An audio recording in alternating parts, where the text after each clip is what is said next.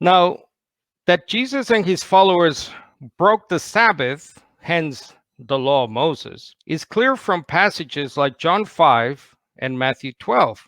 In John 5:17, Jesus says, "To this very day my Father is at his work, and I too am working." The day in question is, of course, the Sabbath day, if you read the account in its full context. And then in verse 18, he verifies this fact by saying that the Jewish leaders tried all the harder to find a way to kill him because he was, quote, breaking the Sabbath. And in Matthew 12, Jesus justifies his followers for breaking the Sabbath by pointing to exceptions in the Old Testament itself where people, quote, break the Sabbath yet are innocent.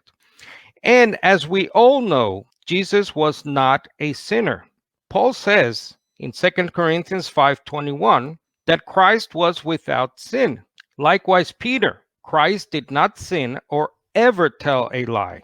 Jesus and his followers were now operating under a different law, part of a different covenant, as was foretold by the Old Testament prophets.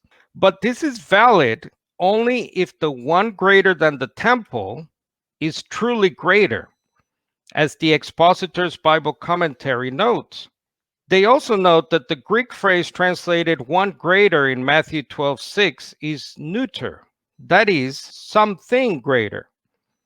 This means the phrase can refer to persons when some quality is being stressed rather than the individual per se. The disciples' innocence was not established on their being hungry, but on the ground that something greater than the temple was present.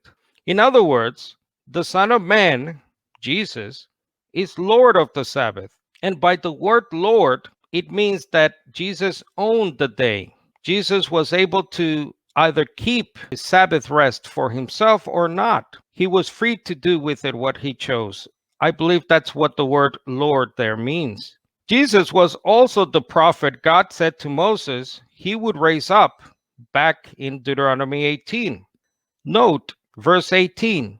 He was to be a prophet like Moses, not a repeat or a carbon copy Moses. This prophet would go on to mediate a new law, for he is the one who mediates for us a better covenant with God based on better promises. This new law, like the new covenant itself, would not be the same as the one God had made at Sinai with the ancestors, according to Jeremiah 31:32.